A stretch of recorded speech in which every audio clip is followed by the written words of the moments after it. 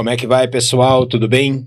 Nós estamos aqui para mais um podcast hoje e eu tenho aqui na minha frente uma pessoa muito querida, uma pessoa que eu estive no museu esses dias atrás e eu olhei, conversei, eu vi o carinho que ele tinha lá mexendo com um 3 em 1 lá tentando fazer uma gravação e tal, e eu olhei aquele carinho que ele tava ali trabalhando, eu falei, eu tenho que trazer esse caba pro nosso podcast.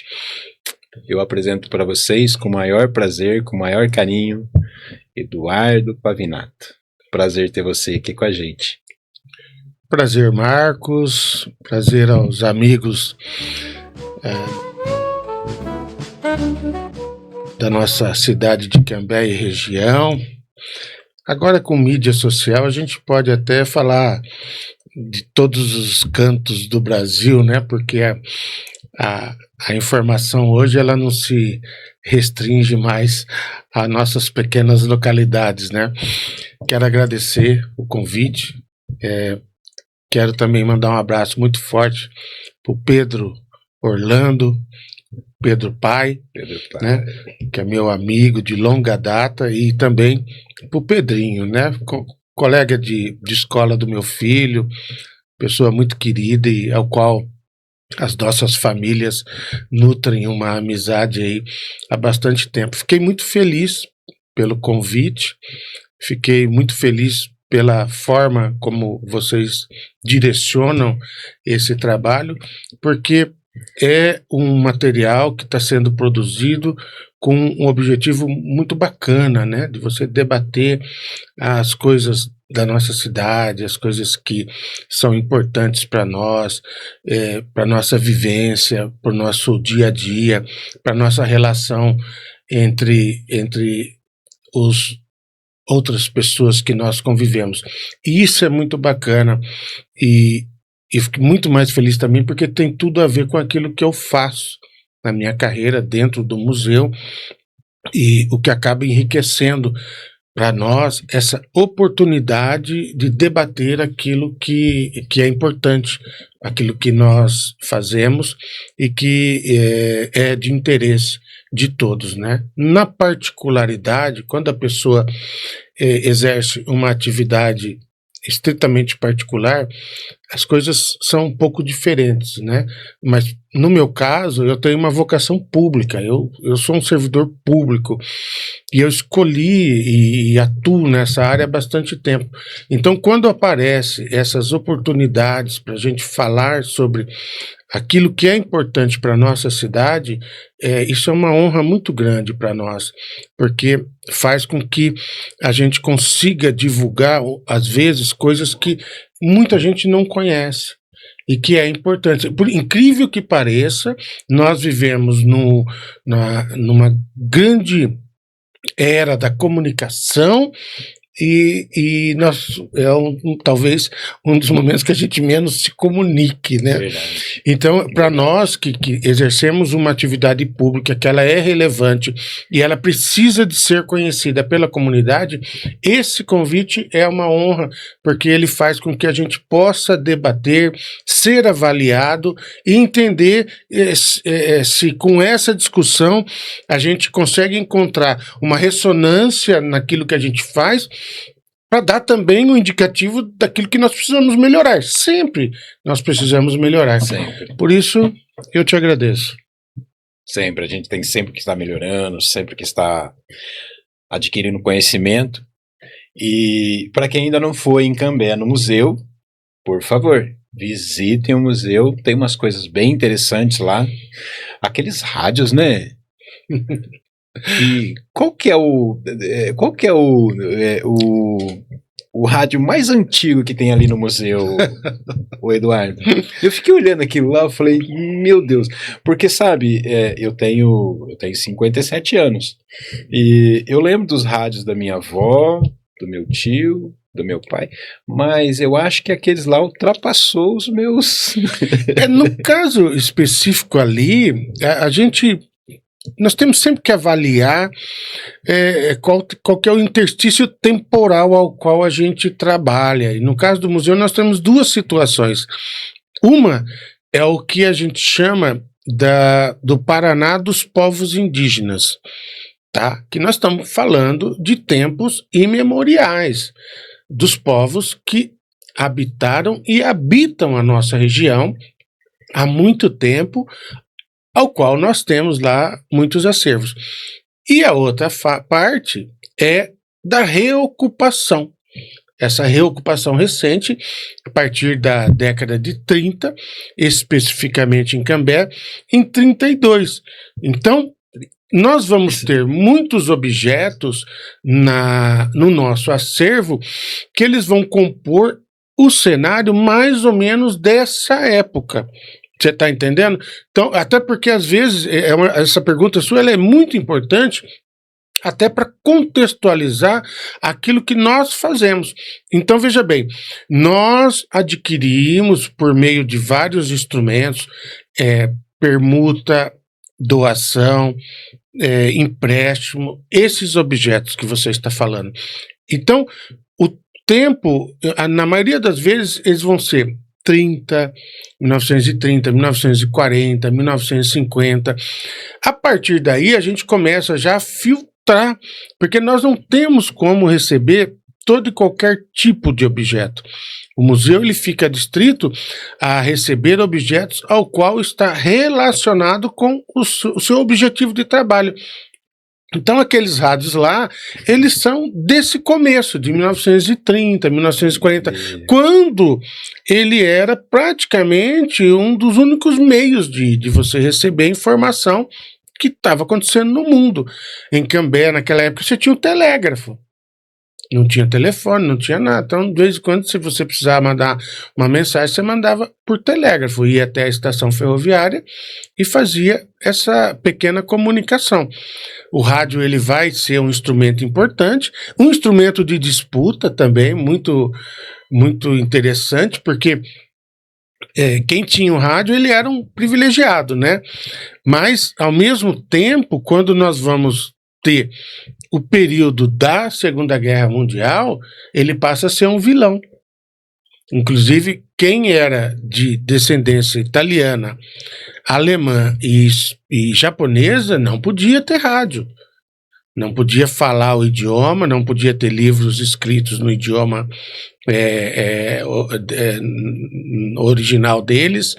Então, você vê como é que há uma dicotomia em cima dessas questões históricas que envolvem o nosso dia a dia. Mas eles servem dentro do nosso acervo para compor um cenário que é ao qual a gente trabalha. E essa indagação sua, ela é interessante porque aquele espaço que nós estamos agora, ele é um espaço novo.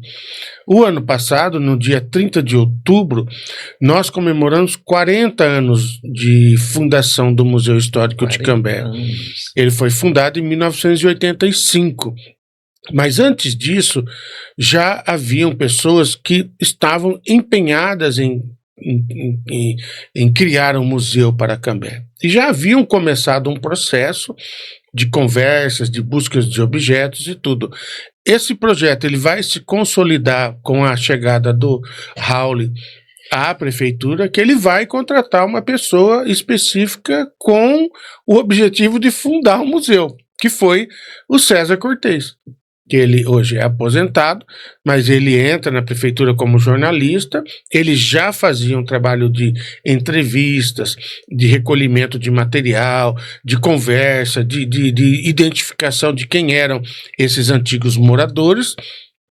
E em 85 eles inauguram 2 salinhas com algumas fotografias, e ali é o embrião do Museu Histórico de Cambé. Ficava numa casinha de madeira em frente à Banca da Bel. Posteriormente, foi para o porão da Casa Dagger, onde é aquela escola Luminous. O museu ficou no porão. Todo museu tem que ficar um dia num porão, sabe? E depois, com a inauguração do Centro Cultural em 1990, o museu ganha um prédio próprio, um espaço próprio. Que é onde está até hoje. Que é onde está até hoje. O detalhe que eu reforço e reputo talvez das partes mais importantes que nós já tivemos na nossa história, nós temos várias, É porque ao completar 40 anos, a gente fez uma troca, a biblioteca subiu e o museu desceu para o térreo e nós ganhamos um espaço mais do que triplicado de trabalho, porque lá em cima a gente estava bem sufocado, já não cabia objetos, já havia uma dificuldade muito grande para exercer o trabalho. E essa conquista, ao qual eu agradeço muito a Estela, que ela se empenhou muito para que isso acontecesse, fez com que a gente abrisse nossas portas, como se a gente um novo cenário, uma coisa inimaginável que aconteceu para nós ali. Porque pela primeira vez eu falo, olha, agora nós estamos num lugar que está justo para ser representado, porque nós, mais do que triplicamos a nossa área de espaço, nós criamos um local, um local para trabalhar as questões dos povos indígenas, um local para trabalhar a questão da reocupação, pioneirismo, antigos moradores, e além de ter um espaço para guardar os objetos que não ficam em exposição. Só curiosamente, 90 e poucos % dos objetos do museu não ficam em exposição, eles ficam guardados. Em reservas. Porque são muitos. Nós temos milhões de peças e objetos. Então nós não temos condições. Então a gente acaba pegando alguns exemplares e levando para a exposição e outros ficam guardados esperando a sua vez. Né? Então é necessário ter uma reserva técnica muito bem estruturada. E falando nisso, eu estava conversando com vocês aqui antes da gente abrir o podcast. Nós também participamos de editais que aparecem e que abrem, e nós fomos contemplados agora, nesse momento, num edital do governo do estado. Nós ficamos em 4º lugar e conseguimos um recurso de R$943 mil para reformar nossa reserva técnica, para fazer uma nova concepção que vai propiciar uma guarda com muito mais eficiência de todos os objetos que nós temos lá. Então, quando você visita o museu, você tem que lembrar das suas múltiplas dimensões, né? O museu acervo, o museu pesquisa, o museu comunidade, o museu relação com a comunidade. Então, às vezes as pessoas estão nas salas de exposição, mas elas não têm a devida compreensão de que do outro lado tem uma gigantesca quantidade de objetos e acervo que, mesmo não estando em exposição, eles precisam estar guardados, eles precisam estar conservados, eles precisam estar ali bem cuidadinhos para que passe por gerações e continue lá a ser utilizado, a ser pesquisado, a ser analisado, e é isso que é o nosso dia a dia lá. Então, você pode chegar no museu e me encontrar mexendo no aparelho de som. Igual eu vi esses dias. Como você pode chegar lá e ver a gente trabalhando com crianças, que nós temos projetos que atendem as crianças do município que vão visitar o museu, e às vezes nós estamos na reserva técnica, todo mundo de máscara, luva, limpando e organizando o material antigo.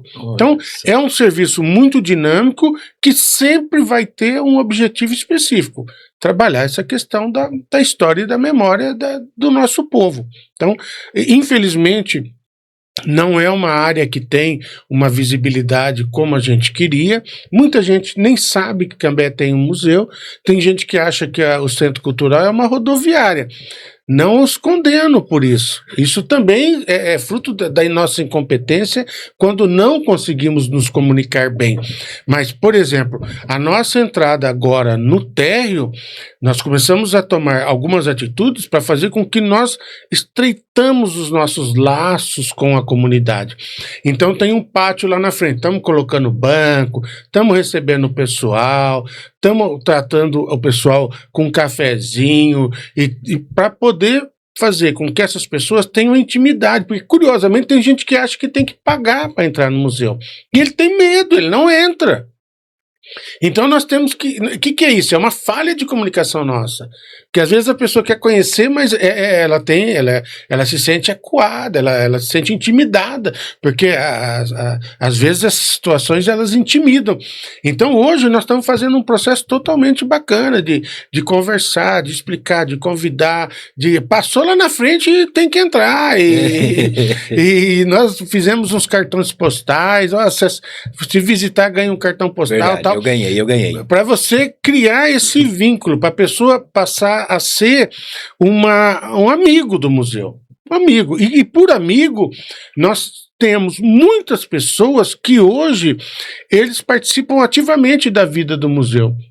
Porque eles se sentiram parte, então ajudam a gente a realizar exposições, ajudam a gente a participar de eventos, dão ideias de coisas que são necessárias para melhorar a comunicação, porque às vezes eu enxergo um objeto, uma exposição de um jeito e às vezes o meu modo de ver está errado.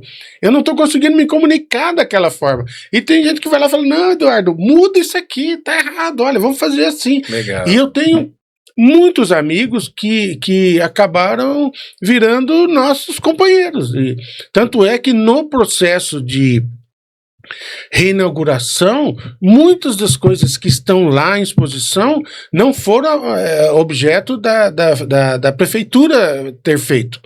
Foram meus amigos, foram os amigos do museu. Então aqueles suportes dos rádios que você fez, a gente conseguiu umas tábuas de peroba e o Lucínio da Max Mila falou, daí que eu vou fazer isso aqui para você, que ele adora mexer com madeira, a casinha de madeira que nós estamos fazendo, foi também o Dengo, Zé Horácio, lá dentro, né? Tá quase terminando, a hora de terminar nós vamos, vai. Então, essa dinâmica, ela tem que existir, porque, veja bem, Marcos, a instituição Museu Histórico de Cambé e as instituições culturais, elas são muito frágeis. Então, a sobrevivência dela, ela necessita irremediavelmente de estar conectada com os segmentos da sociedade. Se ele não fizer isso, fatalmente vai fechar. Vai acabar, vai virar um depósito, um arquivo morto. Então, o museu ele é um museu efetivo quando ele consegue ultrapassar essas barreiras. Entendeu? Porque um museu que abre a porta lá, mas ele não tem uma exposição que é capaz de conversar com a comunidade. Ele não tem um acervo disponível, você não pode mexer no acervo dele. Os funcionários não têm capacidade de interpretar e te repassar aquilo que está ali dentro. Não é um museu. E nós temos muitos assim. Você está entendendo? Museus que as pessoas já veem, às vezes, elas tomam para si, mas de tal forma que você não consegue fazer mais nada, porque o museu é da pessoa. E essa é uma forma de pensamento totalmente errada. Então, por exemplo, no Museu de Cambé nós temos a área educativa, que atende as crianças, uma área de pesquisa, que publica, que atende universitário. Nós atendemos mestrandos, doutorandos, alunos de TCC. Só para você ter uma ideia, no último edital da Universidade Estadual de Londrina, 4 estagiários do museu passou para o mestrado. Olha. Para fazer mestrado. Fazem estágio lá, 2 deles terminaram a graduação e imediatamente já ingressaram no mestrado. Isso significa o quê? Significa conexão com a comunidade. Então a gente realiza eventos, realiza atividades, faz um monte de situações de forma que nós estejamos conectados. Se nós não conseguirmos essa ação, nós deixamos nós perdemos a nossa essência, o nosso objetivo. E isso é fatal para um museu. Por isso que nós temos que sempre estar, entendeu? Quem trabalha em museu tem que se virar. Tem que se virar. Não adianta ficar sentado lá reclamando da sorte, não. Então quer dizer que no museu não existe ociosidade, né? Todo mundo tem a Não, muito pelo contrário. Ali e é interessante isso que você está falando, até porque não existe ociosidade e nem monotonia. Porque você não pega um objeto, alguma coisa, e só faz aquilo. No museu, a gente pinta, borda e chuleia, entendeu? Então, tem dia que nós estamos dando aula, tem dia que nós estamos assistindo aulas, tem dia que nós estamos mexendo com acervo, fazendo experimentos, porque nós temos que fazer experimentos, mexendo com coisas delicadíssimas, discutindo meios para poder melhorar o nosso trabalho, bolando situações para que as pessoas se sintam bem. Então, uma discussão que a gente tem no museu quanto tempo que a gente consegue segurar a pessoa aqui dentro. Nós precisamos segurar a pessoa lá dentro do museu. Sim. E nós percebemos que essa nova roupagem, ela fez com que um fenômeno acontecesse. As pessoas estão ficando lá. Estão se fotografando dentro do museu. Isso é uma coisa ótima, uma coisa sadia. Significa que a pessoa está à vontade. Significa que a pessoa quer levar aquela imagem que ela viu em Cambé, e nós temos recebido várias pessoas do exterior, porque ela gostou, porque ela achou interessante, porque o que nós estamos fazendo, de fato, tá tendo uma boa repercussão. E isso faz parte desse dia a dia nosso. Então eu falo para você pode chegar lá e encontrar a gente um dia limpando e lavando, ou dando aula para outro dia, pra você ter uma ideia, fazendo uma digitalização de LP, para você ter uma ideia, outro dia nós fizemos um encontro com os estagiários da UEM, da Universidade de Maringá, da UEL, no Museu de Cambé. Foi um encontro com mais de 50 pessoas, doutores das duas universidades, estagiários de vários tipos de graduação, para debater a importância de se trabalhar em espaços de memória. Então, por que eu estou falando isso para você? Porque nós se propomos a ir para o debate, a chamar as universidades que são parceiras, assim como a comunidade, assim como os antigos moradores, assim como toda a sociedade em si, para poder discutir o museu. Se eu não fizer isso, eu perco o meu referencial. Você está entendendo? Às vezes as pessoas tiram sarro. Eu tenho bastante tempo lá de museu já, e eles ficam falando que você já está tanto tempo aí que você já virou acervo. Você não sei o que no museu. Eu tenho, na verdade, assim, apesar dessa carinha jovem, de prefeitura 40 anos, e de museu 30 e pouco. 30 e pouco. Porque eu entrei lá como estagiário. O Eduardo, às vezes eu vou numa palestra e eu pego ela pro meio e o cara começa a falar, e aí eu falo assim, quem será que é esse camarada? E eu fiquei tão empolgado aqui em querer absorver o teu conhecimento com o museu, que eu não fiz a minha primeira pergunta. Quem é Eduardo? Casado, pai. Eu desafiei, eu sou uma pessoa que desafiou as estatísticas. Você sabe que eu sou de uma família muito pobre, né? Minha mãe, eu tenho 6 irmãos, e a gente teve muita dificuldade na vida. Então, quando a pessoa pergunta para mim sobre a minha vivência, eu falo, eu sou um sobrevivente, eu sou muito feliz porque eu me considero um vencedor. E eu sou filho da dona Neuza. Minha mãe é o meu bastião, é o meu norte, é o meu tudo. A dona Neuza, que faz salgadinhos lá da Neuza Salgados, e foi a pessoa que nunca descuidou da gente e acreditou, né? A mãe sempre acredita. Sim. Então, eu sou casado com a Ludmila, eu tenho 3 filhos, eu sou formado em História na Universidade Estadual de Londrina, e foi justamente o curso de História que me levou para o Museu Histórico. Porque o que acontece, Marcos? Quando eu tinha 15 anos, eu fui convidado para fazer título eleitoral. Estava fazendo aquela mudança dos títulos antigos para os títulos novos. E o pessoal falou, você não quer ajudar? tem que ir nos bairros, tem que ir nas associações comunitárias, tem que ir em tudo quanto é lugar fazer título, trocar título, porque se Cambé não tivesse a quantidade mínima, o TRE não ia permitir. Então eles estavam desesperados, eles precisavam fazer todo o recadastramento do povo, e era na unha, não tinha essa não. E eu falei, eu vou, ganhava um dinheirinho lá, eu precisava de dinheiro, eu tava aqui, não tinha dinheiro para nada e tal, e eu ia, mas ia para tudo quanto é lugar, de manhã, de tarde, de noite, fazer título eleitoral. E um dia falaram, olha, agora você vai ter que ir lá no fórum, trabalhar lá, porque eles querem 3 pessoas e você vai ter que ir para lá. Com 15 anos. 15 anos. Aí peguei e fui, sentava no balcão, de manhãzinha assim, abria aquelas filas imensas, e o cidadão chegava e fazia os títulos novos dele. Tudo certinho, bonitinho. Voluntário. Ah, não, você ganhava uma coisinha. Eu ganhava um valor lá que eles pagavam e tal. Aí o que aconteceu?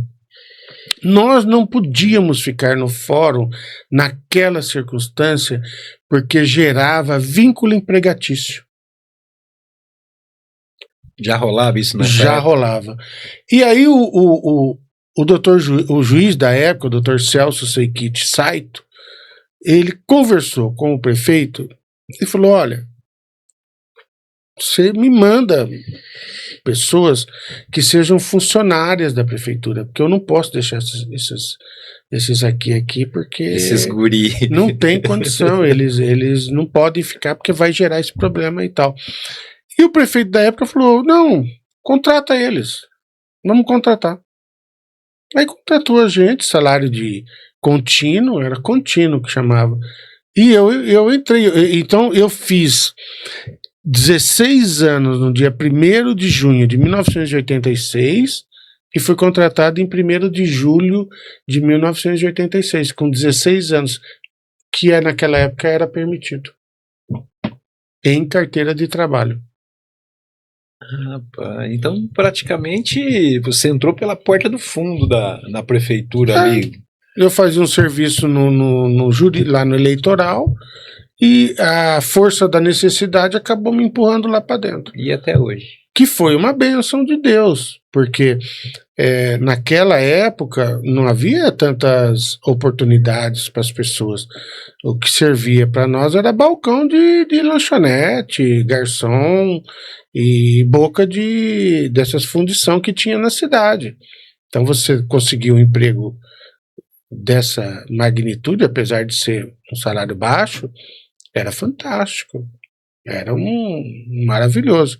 Aí depois eu volto para a prefeitura, quando acaba tudo, e eu virei cobrador de IPTU. Eu fui para o INSS, o ISS da prefeitura, ISS não, a dívida ativa da prefeitura.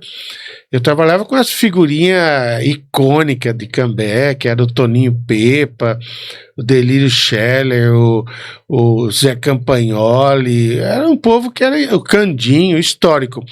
Então, nós fazíamos cobrança de asfalto e cobrança de IPTU. Eu era moleque ainda, né? Então eles me davam uma bolsinha, mandavam eu lá pro Bandeirantes e falavam, vai cobrar. Não era eles que vinham até você que ia até eles. Isso mesmo, então fazia isso. Mas era muito querido, né?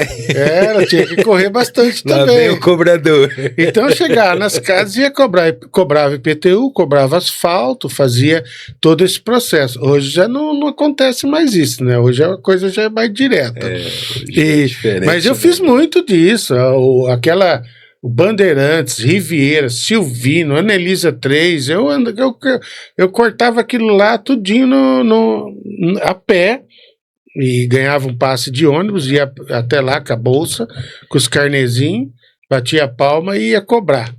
Você imagina a pessoa receber uma cobrança de IPTU, né? O pessoal não gosta muito não, viu? Não. Aí o que aconteceu? Como eu estava fazendo história, eu fiz um estágio eu fazia estágio no museu. Eu ia toda quarta-feira depois do almoço para trabalhar lá. Eu trabalhava num projeto de identificação das construções antigas de madeira na cidade. E aí o César falou, Eduardo, você não quer vir trabalhar aqui? Ele falou, ó, você tem, ó, veja bem, você tá lá cobrando IPTU, aqui você vai trabalhar assim, assim, assado. Eu falei, mas só se for agora. Aí eu fui trabalhar no museu, o museu já estava no Centro Cultural, naquela parte de cima, e foi ali que eu firmei de vez na carreira, né? Daí eu fiz, terminei o curso de História, fiz pós-graduação, fiz mestrado, faço doutorado agora.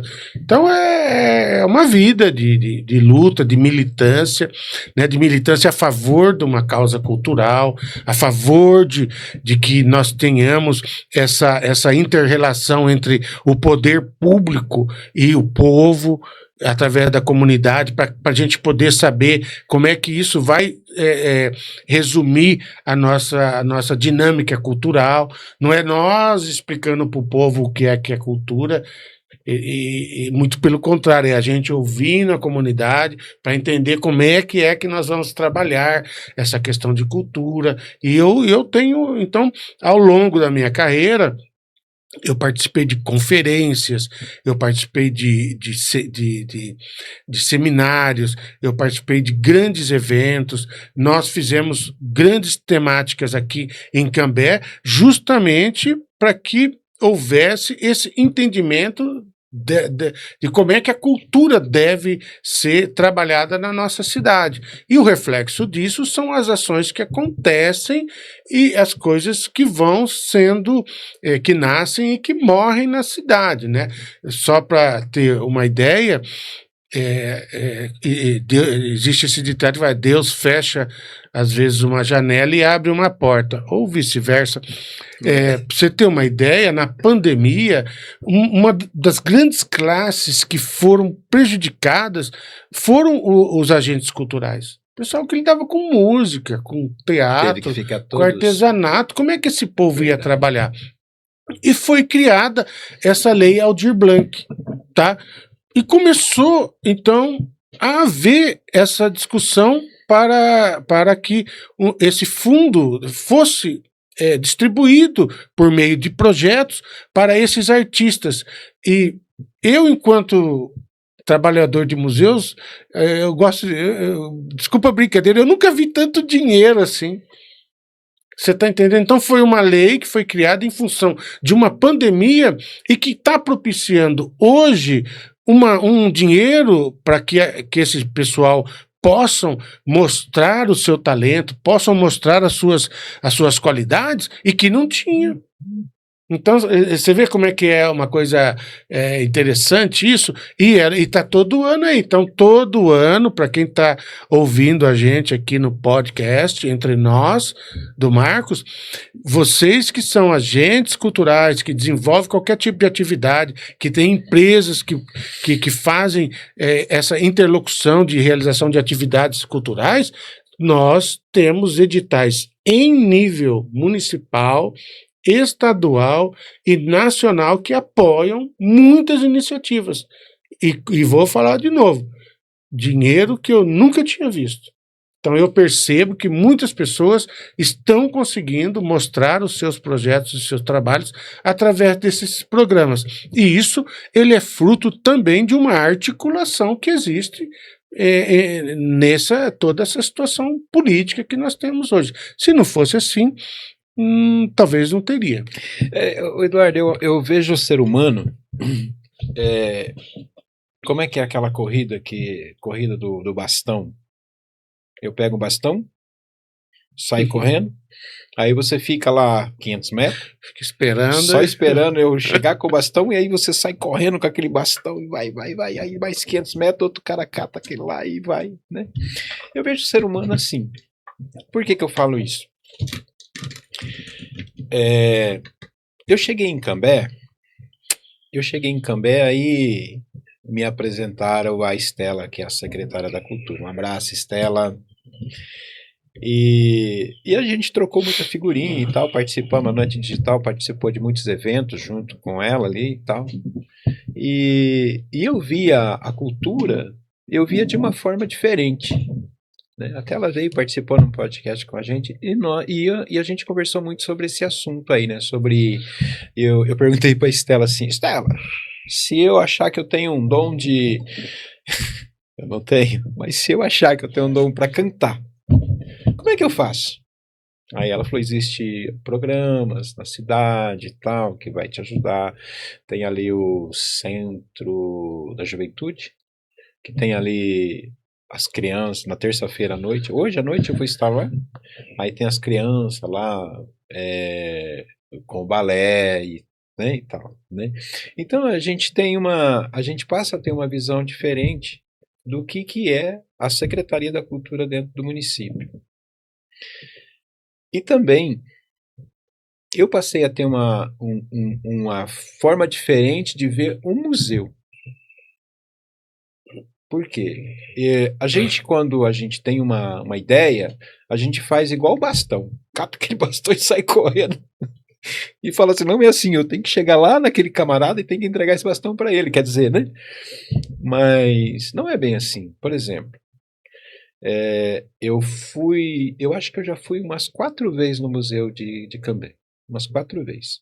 Todas as vezes que eu ia para conversar com a Estela algum detalhe sobre algum evento, aí eu pegava, e estava cedo ainda, eu pegava e ia no museu, ficava andando ali, olhando, né? Vendo a história da cidade, o pessoal super educado, né? Você mesmo me recebeu com um sorriso, um baita de um sorriso, chegou aqui agora de manhã e falou para mim assim, olha, eu fui ontem não foi verdade? Fui no barbeiro e cortei meu cabelo. Eu falei, então foi 2. Eu fui no Gildo, o Gildo Migliorini, ele é cabeleireiro aqui em Cambé, faz 40 anos que eu corto cabelos com eles também. Porque antes do Gildo era o Joel, ficava ali na Inglaterra. Então você imagina, né? Depois você me passa o contato dele, que eu vou lá cortar meu cabelo. Um abraço, Gildo. Dá uma ajeitada na minha franjinha. Isso mesmo, vai ficar top. Então,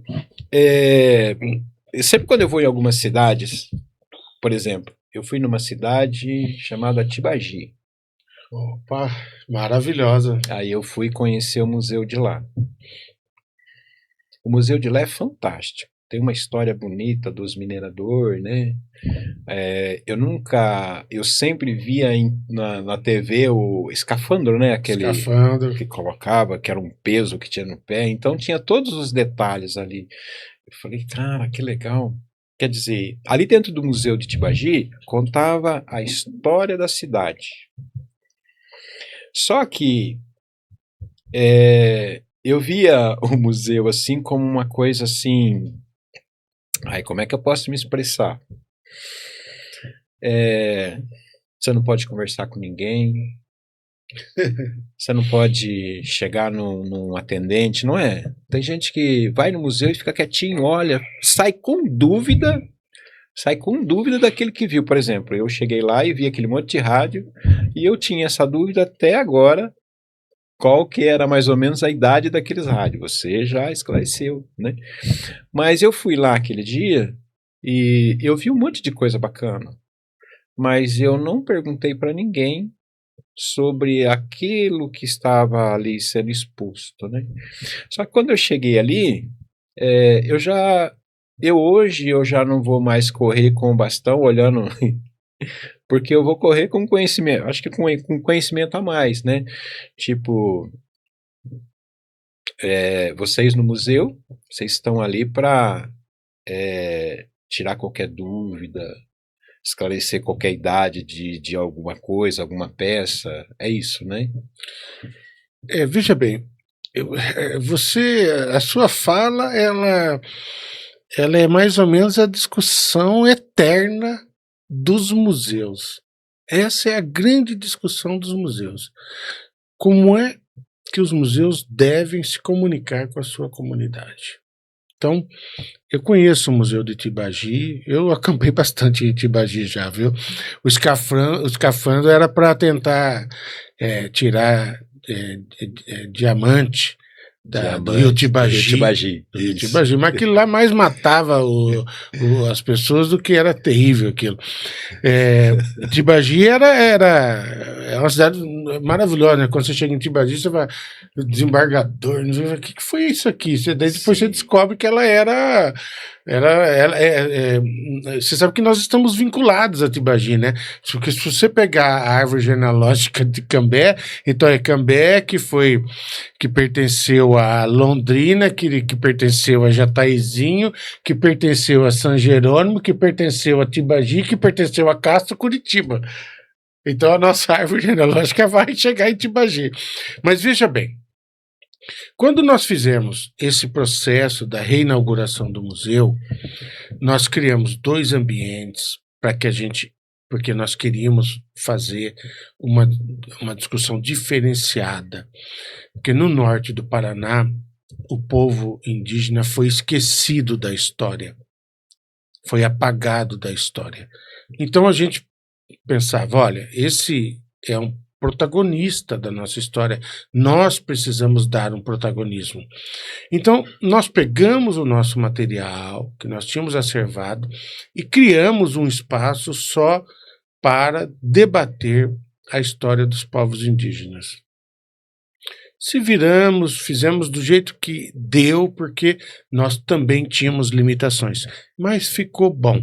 Inclusive, lá, as estagiárias fizeram 2 obras de arte, elas pintaram um material, duas obras fantásticas, tal, que foi fruto da criatividade delas. E da parte da reocupação recente, a mesma coisa. A gente precisava, olha, como é que nós vamos conversar com o povo? Então, dentro daquilo que a gente tinha condições, nós fizemos daquele jeito. Mas aonde é que nós queremos chegar? Nós queremos chegar justamente num processo que quebre essa visão que a pessoa tem de que no museu não pode nada. Porque nós vamos colocar no museu um monte de peças e objetos e situações de interação. Então, por exemplo, eu vou colocar máquinas de escrever de forma que a pessoa pode escrever. Quer brincar com a máquina? Quer sentar e treinar? Está aqui, elas vão estar em exposição. Máquinas fotográficas, ver videocassete e televisão antigo funcionando para mostrar como é que funcionava. Fita cassete tocando música, gravando ali na hora e mostrando. Gravação de agradecimento por aqueles meios antigos. A pessoa própria vai gravar o seu cartão de agradecimento que ela vai levar para ela. Fotografias que elas vão poder pegar. Elas hoje já podem, já pegam lá, tem até caiu o papelzinho, mas eu vou colocar de volta. A gente até colocou, só mexa se for curioso. Então, se for curioso, pode mexer. É uma caixa de fotografias, pode pegar, pode mexer. Então, nós estamos criando uma situação para desmistificar justamente isso, para que a pessoa chegue no museu e se sinta parte. Olha, eu posso mexer. É lógico que não é uma coisa desordenada, nós não podemos, né? Nada de vandalismo. Nada de vandalismo, permitir que mexa, permitir que entenda, permitir que conheça, não tem nada a ver com destruir, estragar e prejudicar o outro. Mas nós queremos fazer uma situação onde a pessoa se sinta parte. E começou, curiosamente, com um cofre. Nós temos um cofre lá que nós ganhamos e que eu não sei o que acontece, mas as crianças elas ficam assim, vidradas, e elas querem que abra o cofre. E aí nós temos até um ritual. Atende, e assim, nós nem muitas vezes nós nem falamos nada. Mas aí eles começam a visitar, aí, e o cofre? Não vai abrir o cofre? A gente queria ver o que tem dentro. Aí como faz parte do show, né? Dependendo do público, eu dou até a senha, né? O segredo para isso. pode abrir, vamos ver. Aí, gente, vamos lá ver o cofre. E aí a gente fala, não, se abrir eu dou um dinheiro para vocês. Nós temos um dinheiro fake lá que nós fizemos do museu, né? Então a gente dá a lembrança de um dinheiro para eles. E é um show à parte. E são coisas que a gente jamais imaginaria que um cofre ia surtir tanto fascínio. Mas senta todo mundo, aí às vezes eu falo, alguém quer tentar abrir? Ah, eu quero. Então vou te passar aqui assim, ó, tal, não, é difícil. Eles não têm habilidade com essas coisas mecânicas. Então, mesmo passando assim, eles não conseguem abrir. É muito curioso. E aí fica todo... Eu deixo os 4, 5 tentar lá. Aí não conseguiu abrir, então eu vou abrir para vocês. Daí a gente abre. Mas eu vou colocar um moinho de café para moer café. Eu vou colocar outras peças para mostrar. Eu vou mostrar para eles o efeito de uma lamparina queimando. Sabe? Lembra? O pessoal falava que a lamparina soltava aquela fuligem e que o nariz ficava aqui, por causa disso. Então nós vamos criar um monte de situações. Eu estou tentando encontrar, Marcos, uma tecnologia para torrar café em pequenas proporções automaticamente. Nós temos um terreiro, aquele terreirinho nosso ficou muito bacana. Mas o que eu queria? Eu queria que, além da questão visual, eu queria também essa questão olfativa. E aí o que eu estou pensando? Eu estou pesquisando um equipamento que possa torrar uma pequena quantidade de café, de forma que a hora que o cara chegue no museu, ele vai sentir o cheirinho de café ali e vai saber que está vindo. Bom, né? É muito bom, é o melhor cheiro que existe. Agora, tudo isso é um processo, né? Então, muita paciência, muita resiliência. Se a pessoa que vai trabalhar nessa área, ela não tiver o entendimento de que é preciso, às vezes, dar vários passos para trás para poder caminhar para frente, ela desiste da profissão. Assim como outros profissionais também desistem das suas profissões, porque às vezes não conseguiu encontrar o time, não conseguiu encontrar o filão, não conseguiu encontrar o caminho. Isso é natural. E ali eu percebo que às vezes a gente visita outros museus e as pessoas reclamam, meu museu não é e tal. Mas é porque às vezes não entendeu o processo. Tem que entender o processo, tem que entender como é que funciona. Entendeu? Então, eu acho assim, Cambé, ele caminha bem. É um museu bacana, é um museu que cada vez mais está tentando se comunicar. Nós temos contato muito bom com a UEL, com a UEM, com o governo do estado, a prefeitura. Eu entendo que os funcionários, eles têm um carinho muito grande com o museu, de forma que toda vez que a gente tem algum BO lá, alguma situação que nós precisamos de ajuda, esse pessoal ajudam a gente. Então, é maravilhoso isso, mas sempre com muita fé, com muita calma, não adianta achar que vai resolver todos os problemas. Tem coisa lá que eu luto faz 10 anos. Estou tentando. Mas uma hora eu vou conseguir. Quem diria que para comemorar 40 anos, eu jamais, nas minhas melhores, dos meus pensamentos mais positivos, imaginaria que nós conseguiríamos o que nós conseguimos. Mas nós queremos mais. Então eu já estou projetando um pergolado na área da frente para fazer atendimento só para as crianças com brinquedos antigos, de forma que as crianças vão poder ir lá brincar com perna de pau, com biblioquê e tal, à vontade, carrinho e tudo. Aquele cavalo de pau que fazia assim. Eu já vi vários modelos, mas de forma que vá dentro daquele princípio que você falou agora há pouco, de não ser um museu que a pessoa se sente intimidada. Não, pode brincar. Porque a impressão que eu tinha, assim, eu acho que agora eu vou usar a expressão eu acho a mais correta. Quando a gente visita, bom, até então, né? A gente quando eu visitava um museu, eu associava assim como igual quando você vai numa UTI. Exatamente. Você não pode relar em nada, não pode falar alto, tão intimidador. Não pode tocar. Mas e quando a gente estava lá em cima, Marcos? Lá em cima, no primeiro andar, então você imagina a dificuldade. Nós estávamos a quase 250 metros da rua. Então a pessoa, para chegar no museu, ela tinha que subir a rampa, passar pelo hall, entrar por um corredor para poder chegar lá dentro. A pessoa tivesse o mínimo de insegurança, ele não entrava. Jamais. Ele fala, Deus que me livre que eu vou fazer esse percurso. Então, são barreiras que nós temos que quebrar para poder fazer com que a pessoa entenda que o museu ele é esse espaço. E é justamente isso. Hoje, a gente coloca música lá no museu para tocar. Quando chega, tem um grupo visitando, eu vou lá, eu ligo o 3 em 1, eu deixo eles fazerem várias coisinhas assim para poder mostrar que, ó, fica à vontade. Eu tô arrumando umas banquetas e fazendo um teste agora, umas banquetinhas para de criança, assim. Pode sentar, pode ficar à vontade. Pode ficar aqui. Quando faz frio, tem as meninas que usam o nosso espaço lá na frente. A gente já falou, não, pode vir para dentro do museu. Colocamos um banco, servimos café. Como é que eu não vou atender bem o nosso cliente? Esse pessoal é tudo para nós. Se eu não tiver o pessoal visitando e conhecendo o museu, nós estamos mortos. Então, você tem que atuar para essa situação e fazer com que eles sintam parte.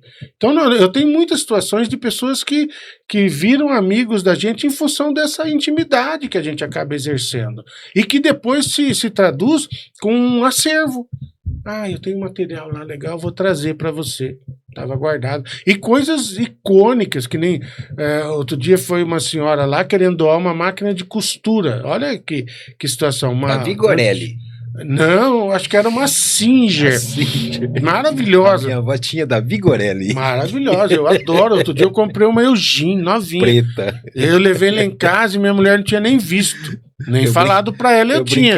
Eu brincava de carrinho, né? Agora todo mundo quer transformar em mesa.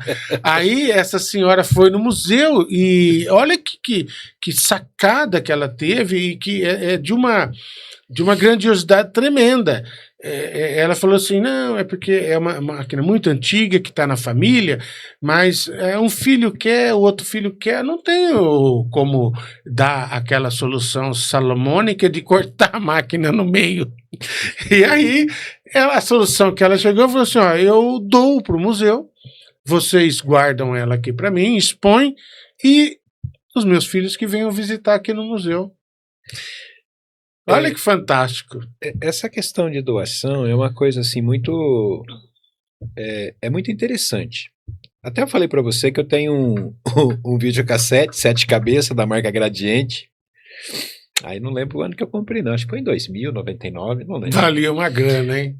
Valia. Paguei, eu comprei ele na loja. Ai, que loja que eu comprei? Arapuã na época. Arapuã. Bahia, comprei na Bahia, comprei na Casa Bahia, paguei um monte de vezes. O primeiro que eu comprei, eu paguei R$800. Valia uma fortuna. Não vi a hora de chegar sexta-feira, locar as fitas, final de semana, era pipoca, guaraná e filme. E aí a minha mulher sempre falava pra mim, esse negócio aí atrapalhando aí, não sei o que, deixa aí, isso aí é a minha relíquia. Aí eu fui lá, dei uma olhada, conversando, aí eu peguei e falei assim, pra que eu vou ficar com esse negócio em casa? Esse negócio tem que ficar no museu para o pessoal ver, para o pessoal saber como é que a gente assistia filme na época, né? Hoje... hoje eu estava pensando, né? Falei, rapaz, olha como que era difícil pra gente assistir um filme ou ouvir uma música, né? Senão era sessão da tarde e telecine. eu era fã, eu sou até hoje, né, das músicas de Michael Jackson. Aí você ia comprar uma fita cassete, pagava caro nela. Se rodasse demais, ela estragava. Gastava danada da fita. Hoje... o processo de doação, ele tem várias vertentes aí, né? Veja bem, quando você falou do videocassete, na verdade, o seu videocassete, eu tô pegando ele mais pelo fator de utilidade dele do que propriamente da questão histórica. Porque nós precisamos de videocassetes para o uso, devido à nossa grande quantidade de fitas. Porque nós fazemos vários tipos de trabalho com fitas de videocassete e nós precisamos de aparelho. Outro dia o Arquivo Nacional estava pedindo aparelhos, porque eles estão fazendo digitalização de VHS deles e eles não tinham aparelhos. E a gente sabe que nós temos pessoas aí todo mundo tem um videocassete em casa guardado. Agora, veja bem, essa característica sua é uma característica que ela foge à nossa dinâmica, porque o museu ele tem como característica não ser assambarcador.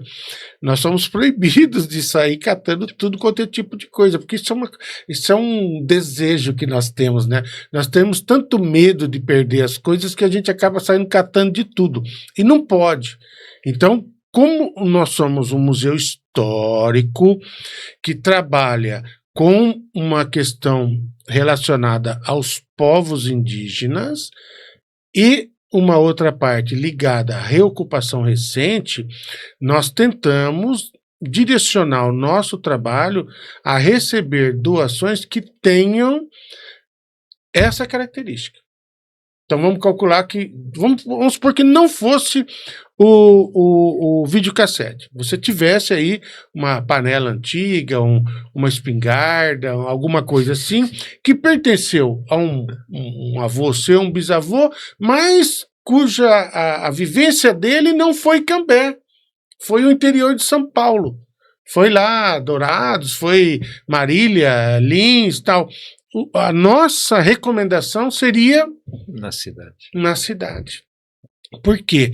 Porque nós temos como obrigação também fazer uma discussão e uma narrativa do nosso acervo, da nossa história, que aproxime o objeto daquilo que nós estamos contando, que tenha uma relação íntima. Então, por exemplo, a peroba que está no museu não é aleatório aquele tronco de árvore maravilhoso. Ele tem uma história que ela é apaixonante. Por quê? Porque, primeiro, que ela é uma peroba, uma árvore símbolo da nossa região, uma árvore que foi muito utilizada pelos construtores para construir as nossas casas aqui. Durante muito tempo, Cambé só tinha casas de madeira de peroba. Foi uma fonte de renda muito importante, base da economia nos primeiros tempos, porque quando o colono chegava, ele plantava uma agricultura de subsistência e ele tinha que esperar. Não tinha dinheiro. Então, uma das formas era vender a madeira. Então, ia derrubando e vendendo. Então, a peroba ela foi muito importante até pela sua própria característica, pelo fato do tronco ser um tronco reto, bonito, bem delineado, que facilita para as madeireiras cortarem em tábuas e tal. Mas quando aquela árvore, aquele tronco, ele chega no museu, começam a aparecer pessoas lá perguntando por ela. Por quê? Porque aquela peroba, ela estava no Parque Histórico Municipal Peroba Rosa, que fica no Ana Rosa. Era uma peroba muito grande que tinha lá e que um belo dia, um vento, uma chuva muito forte derrubou. Então, infelizmente, a prefeitura teve que ir lá cortou em 6 pedaços igual aquele. 6 portanto, pedaços. Ela tem ela tem 25, 30 metros de altura, ela tinha. E as pessoas que vão lá, elas vão contar para nós que eles viveram a sua infância, a sua adolescência ali no pé. Então, aquela peroba que está lá, ela foi tirada do Ana Rosa. Do Ana Rosa. E o caso mais legal de todos foi assim, a gente colocou, trabalhando a questão, como é que não fazer? Vamos por aqui, vamos por ali e tal. E eu, na época, vamos colocar machado, trançador, enxó, aqueles objetos de uso que eram o que se utilizava para poder trabalhar a madeira. E chega uma moça que trabalhava com a gente lá, e o nome dela era Rosa. Eu falei, ô Rosa, e daí, o que você achou da nossa peroba? Ela falou, estou emocionada. Aí eu comecei, eu até ri assim, como assim emocionada? Ela falou, eu vivi no pé dessa peroba. A minha infância, eu ia brincar na Mata Dona Rosa, então a gente brincava ali, ficava ali, fazia piquenique, fazia as nossas brincadeiras ali e tal. Então eu cresci no bairro vendo e convivendo com essa árvore. Então, um dia fizeram uma macumba lá, um despacho, um trabalho, né, que o pessoal chama. Outro dia colocaram uma santa lá em cima da árvore, né? Então, houve toda uma inter-relação da comunidade com a árvore. Então, essa árvore, o tronco dela, quando chega no museu, ele deixa de ser um tronco. Ele passa a ter uma história. Ele passa a ter ele contar, ele não é uma árvore. Aí, quando isso aconteceu, nós percebemos o seguinte: eu não posso pôr um trançador, um machado, nada perto dessa árvore, porque ela tem vida aqui dentro agora. A história dela é outra. A história dela é outra. Ela tem uma personalidade própria. Legal. Ela deixou de ser um tronco inanimado e ela, todo dia, quando nós abrimos o museu, ela está ali viva, contando uma história. Uma história daquilo que se passou com a gente, com a comunidade e com todo mundo. Por isso que é importante você ter no museu objetos que estejam relacionados com a nossa história, para facilitar essa inter-relação. Senão, são objetos que não vão dizer nada, vão ser curiosos. Simplesmente, que legal, bonito, e tal. Agora, quando eu incorporo, quando eu agrego valor, esse valor histórico relacionado a fatos, a atos, a famílias, a situações, aí eu transformei o meu objeto num objeto vivo. Você falou agregar valor. E me veio em mente uma professora minha chamada Vilma. Eu acho que foi encerrando ali o ensino médio. Eu tenho um amigo meu que ele, na época lá que a gente estudava, ele falou para mim assim, eu quero fazer história. Eu falei para ele assim... Você falou, hoje o dia só. Eu falei, história? Mas por quê? Qual o motivo disso? Mas eu mudei a minha maneira de pensar depois que eu conheci a professora Vilma. Porque os professores chegavam para dar a matéria deles, eles chegavam assim, ó. Dei minha aula, missão cumprida. Correto? Correto. Dei minha aula, missão cumprida. Mas aí, quando eu conheci a professora Vilma, que era professora de história, ela contava a história, mas dava a impressão que ela entrava na história. Dava a impressão assim que ela queria fazer parte. Aí eu ficava assim com ela. Ela contava aquela história assim de uma forma assim tão dinâmica, tão que eu chegava em casa eu queria conhecer um pouquinho mais daquela história, né? Antigamente, infelizmente, a gente não tinha celular, onde a gente pode falar, chat, me conta a história lá de 1900 e qualquer coisa lá. E o chat já conta, e aí entra no Google lá, história de tal, e você... Na nossa época era sofrido, né? Era porque você queria conhecer mesmo, né? Aí você tinha que ir para a biblioteca. Você tinha que ir para a biblioteca e ali estudando aquelas histórias. Mas quem que despertou o querer conhecer a história? Foi a professora Vilma, né? Então a professora Vilma, ela era uma professora, mas ela gostava realmente de contar uma história, né? E eu vejo isso em você. Muito obrigado. Eu vejo isso em você, né? Não, você não é só um professor de história, você não é formado em história, você vive a história, né? Você vive a história, você quer fazer parte daquela história, não é? E qual foi assim o momento assim mais mais interessante na tua profissão, na tua graduação de história que aconteceu com alunos, na tua vida? Não, na verdade, você sabe que o, o meu irmão ele entrou na faculdade, o João, para fazer direito. E eu sempre gostei do debate. E eu falei, eu vou fazer direito também. Naquela época a gente tinha a UEL ou pagar particular. Eu acho que já tinha eu no Paro, Unifil. Mas eu não consegui passar na UEL. Também não estudava para isso. E falei, quer saber? Eu vou fazer história. Eu achava interessante. Meu pai gostava muito de história, contava e tudo. E eu entrei despretensiosamente, na verdade. Entrei, comecei a estudar. Nunca tive dificuldade assim em estudar e acabei fazendo. Mas um momento que eu considero icônico na minha vida, eu tenho vários.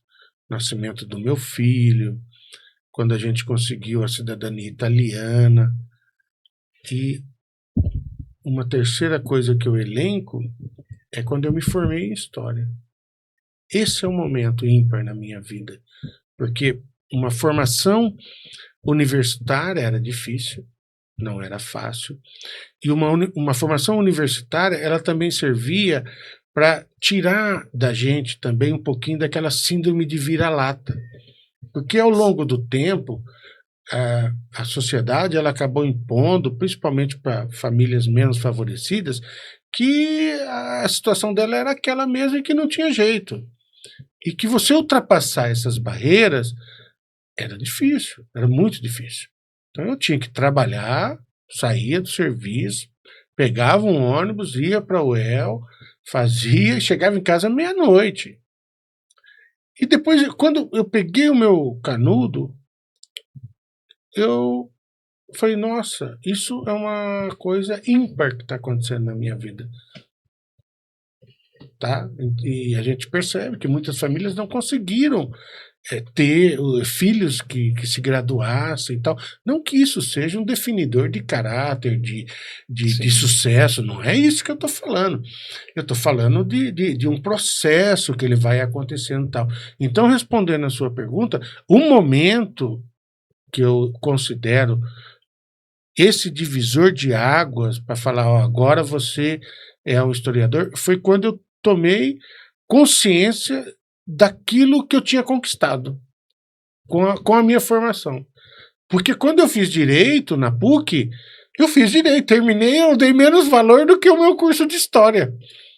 Você sabia disso? Porque eu achava que direito era importante, eu precisava tal. Era, mas o meu curso de história foi tudo, foi a consolidação de um processo de vida para demonstrar que eu poderia ser alguém. Que até então, né, ó, vai aí, vai tocando aí. Então, quando eu me formo, aí eu poderia falar, agora eu sou formado, eu sou graduado. E isso vem com isso um reconhecimento. Então a pessoa passa a te reconhecer por isso. Então, na minha opinião, no meu caso, foi esse um grande momento, porque a gente precisava dessas situações até para poder se colocar dentro da sociedade, felizmente ou infelizmente, mas é assim que funciona o processo. Você está entendendo? Ou você entra de uma forma, ou você entra de outra, ou você fica à margem, que nem você falou nessa questão. Quem é que vai entrar para a história, né? Se a gente for analisar a Cambé e os personagens, quem é que vai entrar para a história? Então, vai entrar para a história aquelas pessoas que lutaram para entrar para a história. Quem ficou lá na sua tranquilidade, que não queria se envolver com nada, não queria nenhum problema tal, beleza. Ele foi um grande elenco, não foi protagonista, né? Quando você olhava o cartaz do cinema, como é que estava lá? estreando fulano, beltrano e ciclano. E grande elenco. Grande parte da comunidade é grande elenco. Ótimo, se a pessoa está satisfeita com isso, eu não estou condenando, muito pelo contrário. Vamos lá, nós vivemos em sociedade, mas tem pessoas que precisam que têm essa necessidade e que vai ter que ir para a luta. No meu caso, ou eu lutava, ou eu estava fadado a passar por muito mais dificuldades. Então eu fui para a luta, estudei, e foi justamente o curso de História que me deu tudo que eu tenho. E não foi direito. E curiosamente, quando eu fiz direito, foi muito legal isso. Eu já trabalhava no museu e tal, e eu tinha uma concepção, falei, eu vou me aposentar e vou advogar. Aí, à medida que eu estudava direito, mais eu passava a amar a história. Porque tudo está interrelacionado, né? Então, eu estudava direito e falava, nossa, como história é maravilhosa. Aí eu fazia penal, falava, a história é sensacional. Mas a história... Constitucional, aprendi aqui um monte de... Mas a história... então, foi essa situação. E eu fui ficando. Eu tive oportunidades dentro da prefeitura de até fazer essa transposição para advogar, mesmo não sendo advogado. Eu ocupo uma função administrativa. Mas eu falo, não, é aqui que eu vivo, é aqui que eu sou feliz, e é aqui que eu faço o que eu gosto. Entendeu? E se você perguntar, e aí, qual que é o seu desafio? O meu desafio é organizar cada vez mais. Então, agora nós estamos trabalhando com todo o sistema legal, legislação, regimento interno. Eu estou montando um plano museológico para debater todas as etapas do museu, de forma que as coisas lá dentro não fiquem na cabeça do Eduardo, ou o que o Eduardo pensa, mas o que foi discutido com a comunidade, bacana, o que foi discutido com o poder público, com o prefeito, com a secretária, porque a nossa existência enquanto museu, ele tem esse viés, ele é um serviço do poder público que tem que se comunicar com a comunidade. Então é preciso ouvir os dois lados. A comunidade quer isso, a prefeitura pode aquilo. Então vamos achar um divisor de águas aqui para poder trabalhar. Então, como eu sei também que eu tenho data de vencimento, e não existe senhor do bom começo, existe senhor do bom fim. Então, vamos trabalhar para ter um bom fim. O que é um bom fim? É você ter toda uma legislação, todo um regimento, toda uma política de trabalho, todo um plano museológico que diga o que é a nossa sociedade, o porquê que os objetos estão lá, quanto tempo que esses objetos devem cumprir a sua missão, como é que vai ser essa narrativa que eu vou contar essa história, que é muito importante, que hoje é a grande discussão que nós fazemos, como é que nós temos de fazer a nossa narrativa. Porque hoje em dia tem narrativa de todo jeito. Tem. O cara pega o microfone e sai falando tudo que ele quer, não estudou, não pensou nada e um monte de gente achando que tal. Então nós se preocupamos com isso também. Nós mudamos a narrativa do museu. Se você fosse no Museu Histórico de Cambé um pouco tempo atrás, você ia escutar que a nossa região começou em 1932, era uma imensa floresta, nós derrubamos a mata e construímos uma cidade. E hoje você vai lá e nós falamos, as terras que compreendem o município de Cambé são terras que pertenceram e pertencem aos povos indígenas e que por diversos motivos, ao longo do tempo, foi mudando esse perfil e hoje os povos indígenas vivem em terras indígenas e isso aqui virou uma cidade por conta desse processo civilizatório, que curiosamente a gente chama de civilizatório, mas ele se caracteriza pela exclusão, morte e extermínio. E aí nós explicamos isso, explicamos o porquê que nós trabalhamos com uma parte relacionada aos povos indígenas e o porquê que nós relacionamos a parte de colonização recente e não nos furtamos em falar que nós vivemos, por conta dessa colonização recente, 32 para cá, numa das regiões mais desenvolvidas do Brasil, que nós alcançamos um desenvolvimento tão grande que nós fomos capazes de acabar com todas as nossas matas, todos os nossos animais e todos os nossos rios. É uma discussão que tem que ser feita. Eu não posso só dar para as pessoas a visão grandiosa do desenvolvimento, só das coisas boas. O desenvolvimento também trouxe coisas ruins, que foi isso, entre outras. Né? Então eu vivo numa região desenvolvida, as crianças nossas têm merenda, tem escola de primeira qualidade, o nosso IDEB é fantástico. Nossas crianças têm tratamento odontológico nos postos de saúde desde a concepção, quando a criança está ainda no ventre da mãe, já está tendo curso para explicar como é que vai ser isso aí e tal. Isso é fruto de um alto grau de civilização. Porém, pelo outro lado, nós estamos aí sem mata, sem animais e sem rios. Os nossos rios são assoreados. Nós precisamos recuperar nossas matas, recuperar nossos rios, recuperar. Pode ver que sempre a gente está assistindo, uma onça foi atropelada, um coati morreu, não sei o que lá. Eles estão lá tentando viver ali no lugarzinho deles. Se eles dão um passinho para fora de onde eles estão, o carro pega. Lá em Londrina a gente tem eu vi umas longas discussões e eu acho que até hoje não resolveram o bosque. Então, os pombos quanto tempo? Há quanto tempo? Aí os historiadores dizem assim, mas a culpa somos nós que somos os culpados.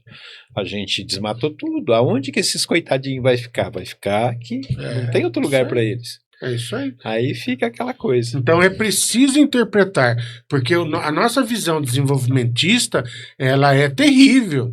A gente já quer acabar, né? Então mata os pombos, a terra, o rio, encana. O jeito mais fácil. O jeito mais fácil, o jeito que... Então, você vai construir uma estrada, se achar peças indígenas, pelo amor de Deus, passa por cima, quebra tudo para ninguém ficar sabendo, porque né, você está matando uma civilização que você pode estudar ela ali, descobrir coisas riquíssimas, em função de que não podemos parar a obra, não podemos... Então, quer dizer, essa situação nós vamos ter que ainda encontrar uma forma. Já melhorou muito? Já. Mas, por exemplo, como é que você explica para o sojicultor que ele não pode arar até dentro do rio? Então é difícil. O cara tem que ter a mata para proteger, mas o pessoal não eles quer. Vão lá e falam, não, eu vou perder mais quantas sacas aí de soja. Não quero. E tal. E aí você tem que tentar encontrar uma solução. Então, se eu for falar de sojicultura, eu vou explicar como é que começa a questão agrícola em Cambé, as agriculturas de subsistência, o café como base da economia durante muito tempo, e depois a diversificação necessária. Não podia haver uma cultura única, porque, sob o ponto de vista econômico, você quebra se der um problema, como aconteceu. Então a cidade ela teve também que suportar essa questão. E daí, se eu for falar de café, de soja e tal, eu falo de êxodo rural. Quando acaba o café, ou quer dizer, quando diminui significativamente a produção de café, nós vamos ter um dos maiores êxodos rurais do mundo, que é todo mundo vindo para a cidade. Aí nós caímos na questão de urbanística. Onde é que nós vamos pôr esse povo? Como é que nós vamos cuidar desse povo? Então você vê que se alguém achar que museu não tem como debater a história de Cambé, é a pessoa que está com uma concepção de história e de cidade muito limitada, porque nós fazemos dentro do museu histórico muitos debates acerca de tudo aquilo que nós temos na cidade hoje. Então, muitas vezes as pessoas não entendem o porquê que tal situação acontece e, às vezes, nós temos que entrar para falar, olha, acontece por causa disso, acontece por causa daquilo. Como é que vocês provam isso? Provam porque eu tenho argumentos e documentos e material no museu que ajuda a fazer esse debate. O museu, ele não é um lugar que está lá para a pessoa, quando precisa de uma informação, ir buscar. É muito pelo contrário. O museu ele está lá para fazer o debate. Na verdade, o museu, eu perdi essa mentalidade, espero que você que vai assistir, perca também.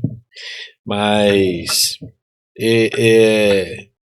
eu achava assim, museu, você vai lá, olha as peças, dá uma olhadinha e vai embora, que o museu está ali só para mostrar que lá em 1930 o rádio era esse daqui, que em 1940 era esse aqui, tem a casinha que vocês estão fazendo lá, né? Que tem lá o fogão a lenha, que tem aquele armário que vocês colocaram lá. É muito bonito aquele armário da cor azul, né? Deve ser muito antigo aquilo, deve ser de peroba, né? Ele foi emprestado por enquanto. Meu sonho é que a Michele doe, é da família Sonomura, da colônia Lorena. Então ele é antigo, é da Bachan, deles, da família, e tá lá para abrilhantar o acervo. E eu prometo que eu vou fazer mais visitas lá, porque agora eu tenho agora alguém dando carta branca para mim, né, Eduardo? Dando carta branca para mim. É uma honra. Eu posso ir lá pegar aquelas fotos, olhar uma por uma, posso... que mais que eu posso fazer ali? Mas o que você pode fazer, eu vou explicar para você. Veja bem, nós fazemos um trabalho muito bacana de cessão de materiais. Então, vamos calcular que você tenha um projeto aqui dentro desses trabalhos maravilhosos que vocês fazem e que seja necessário imagens antigas.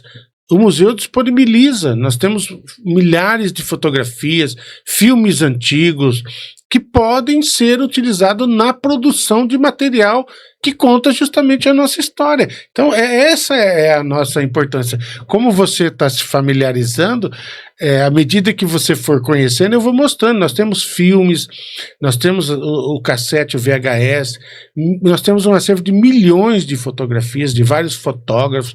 Nós temos Arthur Eidan, Vicky Eidan, foto Itamaraty, do Beto Koga, foto moderno do Chechel, que são registros de uma cidade que ela foi mudando, ela foi crescendo, e que boa parte desse material está lá por meio de fotografias. E você sabe por que é importante isso que nós estamos conversando?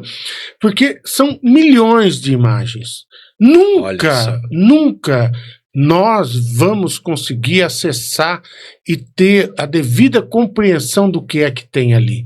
Mas é importante que vão pessoas lá para olhar, porque vai ajudar a gente a entender e a compreender. Isso acontece, mas sempre é bom acontecer mais. De que forma? Eduardo, eu estou fazendo um programa lá que eu vou debater tal assunto, eu precisava pesquisar no seu acervo. Essa pesquisa sua vai contribuir, como sempre contribuiu. Então nós já tivemos produções de filmes, de documentários, trabalhos de conclusão de curso, mestrados e doutorados que hoje são utilizados por nós como fonte de pesquisa, porque a pessoa pegou no acervo, fez a interpretação, fez todo o estudo e publicou. Porque se não publicar, aquilo lá vai ficar lá guardado. Eu não vou conseguir chegar naquilo. Provavelmente nem 1%. Mas você, as outras pessoas que têm acesso e que a gente trabalha a cada dia para poder dar o acesso, é fantástico. Eu não te mostrei, mas as estagiárias, elas estão limpando um acervo de 4.000 negativos grandes, aqueles negativos 6x6, e limpando, acondicionando num novo envelope, registrando esse material. Feito esse serviço, vai para a parte de digitalização, a gente guarda o original e fica a digitalização lá pronta, disponível. Isso facilita de tal forma a vida das pessoas que você não tem noção. Por quê? Porque uma fotografia que estava lá guardada, inacessível, nós conseguimos transformar num objeto que a pessoa pode olhar, pode verificar, pode pesquisar, pode usar. E nós estamos evoluindo de tal forma que o material que é digitalizado hoje, eu subo uma parte dele para a nuvem, que nós temos uma nuvem, eu não sei onde ela fica, mas ela existe, e são muitos objetos do museu que eu consigo hoje acessar do meu telefone celular. Olha só. Então, se você falar, Eduardo, você tem uma fotografia antiga do acervo do museu aí que eu estou precisando, uma foto de um caminhão carregado de café e tal, eu consigo rapidamente acessar o meu telefone, acessar a nuvem do museu e fazer o processo de atendimento. Olha só. Então, essa é uma atividade que nós estamos investindo bastante, porque nós entendemos que ela é fundamental para poder dar o acesso à informação. Porque também muitas informações nós não vamos conseguir ter o devido entendimento do que é que está ali exposto. Uma imagem, uma filmagem e tal. E às vezes o pesquisador consegue isso. Aí ele vem e fala, ó, tá aqui. Pra você ter uma ideia, nós tínhamos um estudo da colônia Neu-Danzig, chegou em 32, e a gente debatia ela lá, porque eles chegaram, mas eles tiveram muita dificuldade, houve um desvio de dinheiro na colônia, eles não eram agricultores, eles eram profissionais liberais, então foi muito difícil para eles. E no momento que houve essa situação, a colônia houve uma briga muito grande lá, porque eles tinham feito um caixa e o cara que ficou responsável por isso gastou o dinheiro. E a hora que eles precisaram do dinheiro, não tinha dinheiro. Isso é uma coisa atual que acontece. E aí há todo um debate e tal, e a gente nunca tinha encontrado documentos sobre isso, que narravam esses episódios que tinham acontecido na colônia Neu-Danzig. E um belo dia, pesquisando na UEL, com um menino que fazia mestrado lá, nós descobrimos uma parte desse documento guardada dentro do núcleo de documentação da Universidade de Londrina. Olha só. Estava lá, dormindo, pronta para ser acordada. Aí o menino, pesquisando, mostrou para nós, ele ainda não tinha a dimensão do que significava aquilo, na hora que nós olhamos, e o César, que eu falei para você que foi fundador do museu, ele sempre pesquisou esse pessoal de Danzig.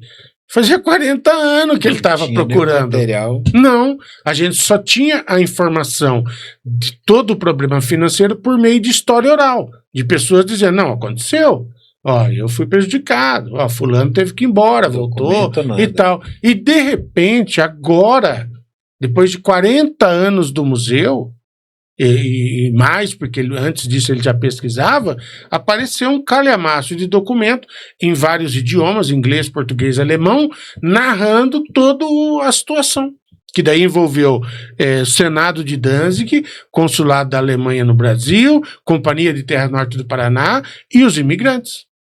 Olha só. E o que culminou com isso foi que muitos foram embora. A gente considera que essa é uma colônia que ela não progrediu. A colônia dos danziguenses. Porque não eram agricultores. Não sabiam plantar. E aí, quando faltou o dinheiro, ia viver do quê? Então, são histórias que elas vão se completando e vão fazendo com que a gente reflita sobre aquilo que significa a nossa existência, da onde que nós viemos, para onde que a gente vai, né, quem somos, né? Às vezes as pessoas elas se desvalorizam tanto, né? É sempre bom você fazer um estudo da sua vida, da sua genealogia familiar. Às vezes você percebe que não, que a gente é gente boa, que a gente merece mais e vamos embora, vamos para frente, né? Então é isso, sabe? Eu acho que é muito importante isso para nós. Temos aí muitos desafios e vamos continuar. Inclusive, fruto de um outro trabalho que nós fizemos e que eu convido vocês, é o Parque Histórico Municipal. Que ele foi criado, ele tem duas construções de madeira lá no parque, antigas, 2 casas, uma de 37, outra de começo da década de 40, e que nós criamos o parque porque ele significa o marco inicial da colonização. Foi naquele lugar, em 1º de janeiro de 1932, que chegou o primeiro grupo de imigrantes para formar o que nós temos hoje. 32. Aí nós fizemos o Danzigerhof, que é o parque. E que chama Danzigerhof numa alusão ao hotel mais luxuoso que tinha em Danzig, que se chamava Danzigerhof. E que aqui a companhia construiu uma hospedaria de pinho lascado, coberto com tabuinhas, e o chão batido, e cama era forquilha enfincada no chão, e que eles, numa alusão, falavam, nosso Danzigerhof. Olha só. É. Que bonita É isso. História. Eduardo, eu ficaria aqui o dia inteiro, mas eu tenho uma pergunta para fazer. Os jovens, hoje, eles têm se interessado em visitar o museu? São várias situações que envolvem a questão do jovem. Você tem que ter um programa para levá-los. Se você não tiver, eles não vão. Você tem que conquistar, tem que cativar. Pegar um dia assim com a porta aberta do museu, eles não vão entrar. Eu tenho uns manos lá que eles vão de bicicleta lá, eles passeiam lá, então eu vou lá encher o saco, eu cato eles e levo eles para dentro do museu, senão eles não iriam. Em Cambé nós temos um programa que chama Viagem Histórica pelos Caminhos de Cambé. Então a prefeitura comprou um ônibus, pega as crianças, leva para o museu, faz atividades, visita os pontos turísticos de Cambé, né? E o estádio, o parque histórico, e faz com eles uma série de atividades que no final traduz numa grande exposição. Essa é uma forma que a gente tem de vincular eles à instituição. Tá? Nós temos uma série de visitas espontâneas, nós fazemos um trabalho com as escolas também estaduais, que a gente vai lá, convida, principalmente as que estão perto, aonde os estudantes podem ir a pé, porque não tem ônibus.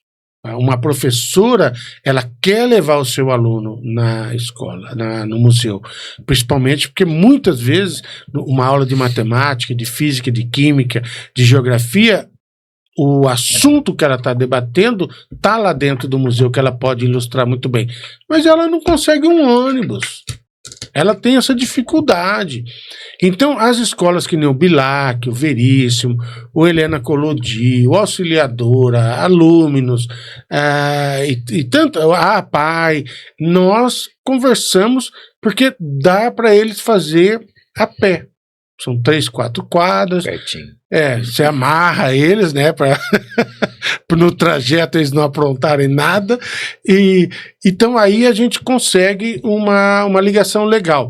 Só que assim, não existe uma situação que por si só ela vai levar o aluno lá para a criança, o jovem, o adolescente. Ou você cria estímulos, ou você cria programas, ou você cria projetos para empurrar ele para dentro do museu, ou ele não vai. Então a gente tem sempre pensado nisso, tem bolado estratégias para trabalhar com questões tecnológicas. Eu criei até um projeto que chama Passaporte da História, que é uma brincadeira que a gente faz para incentivar as pessoas a visitar os pontos turísticos e depois ir carimbar no museu o passaporte. Tudo com o objetivo de fazer com que esse pessoal vá para lá. Se você falar para mim assim, para você apresentar um resultado de final de ano, eu tenho que sair a campo, eu tenho que buscar.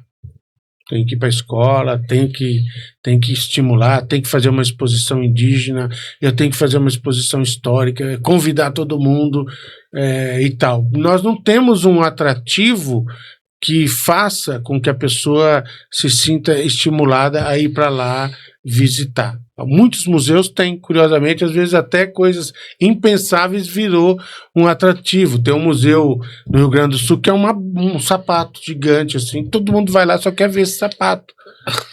E que não é nem do acervo, ele não é. Ele era daquele tempo que tinha circos nessa cidade e um dia o cara doou lá para o museu e virou uma peça icônica. E todo mundo que vai no museu quer ver o sapatão do cara lá tal, porque é curioso. Então nós não temos hoje uma situação dessa, né? Então a nossa solução é ir buscar o público.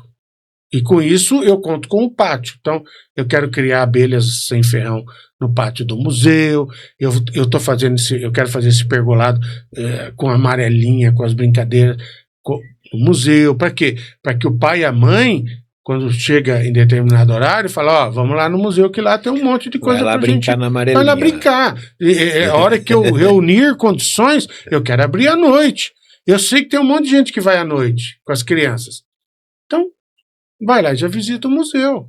Entendeu? Agora, é todo um processo. E aí você tem que criar situações. Então, eu dou o cartão postal porque eu quero fazer com que a pessoa se sinta bem recebida. Então ela ganha um carinho, ela ganha um pedacinho da memória. De vez em quando vai alguns pesquisadores, a gente dá um livro pro cara. Por quê? Porque o cara tem que entender que é uma produção que está saindo do museu, que ajuda também a contar a história. Então nós vamos publicar livros daqui uns dias, tem outros profissionais que estão publicando também, e a gente está fazendo isso aí. A hora que der, eu quero criar uma feira de antiguidades de sábado lá no pátio do museu, e para poder fazer com que a coisa ela chegue um momento que ela se autogestione. Que a pessoa vá lá por estímulo. Só que a primeira fala sua, de a pessoa entender que aquele espaço é imaculado, ele faz com que evite elas de conhecer. Porque a pessoa tem a cisma de conhecer o desconhecido, né? Aquilo que a pessoa não compreende exatamente, ela tem medo. Então a nossa ideia também é desmistificar. Não, é um museu sim, não paga nada, pode visitar, pode pegar, tem coisas que pode pegar a mão, tá aqui, está à disposição, quando quiser emprestar, empresta o material. Eu faço muitos negócios lá. Então, quando essa informação ela chega, a pessoa tem uma visão da gente, nossa, maravilhosa. Quando não chega, a pessoa entende a gente como se fosse um ET, sabe? Eles falam, aqueles doidos lá, o que eles estão fazendo? O que faz aí no museu, né? Essa é uma pergunta mais engraçada que eu tenho, sabe? Porque quando a pessoa fala, o que é que você faz no museu? Ele está querendo dizer o seguinte, você não faz nada aí, né? Você fica aí o dia inteiro só passando paninho nas matérias. E aí, a hora que a gente começa a mostrar o tamanho e a complexidade do nosso trabalho, aí o cara fala, putz, eu não sabia. Porque não é simples. Que nem eu disse, eu limpo o negativo e vai ser digitalizado. Não, para limpar o negativo eu tenho que chegar à química certa que é produzida, porque senão eu estrago o negativo. Então a gente faz um teste, chega, isso aqui deu certo, então pode trabalhar, igual o Karate Kid, vai fazendo círculos, devagarzinho, limpa, não tenha pressa, aí limpou, olhou, pega a lanterninha, vê se não tá mofado, tá bom, então guarda, tudo com luva, tudo com máscara, aí, veja bem, vocês que trabalham com tecnologia, né? Olha a complexidade do processo. Aí eu vou escanear isso aqui. Como é que eu escaneio um negativo para te dar essa informação? Porque você vai chegar lá e falar assim, eu quero de alta qualidade, Eduardo. Então daí nós temos, por exemplo, hoje em fotografia, eu posso escanear em TIFF, que é uma forma, e a outra é o tal do JPEG que a gente usa. o TIFF, ele de fato, ele é perfeito. Eu pensei que você ia falar JVC. Eu falei, esse eu conheço, mas não é. JVC era. Mas o JPEG, ele é uma forma compactada, né, de você guardar uma fotografia. Só que não garante uma qualidade igual ao TIFF.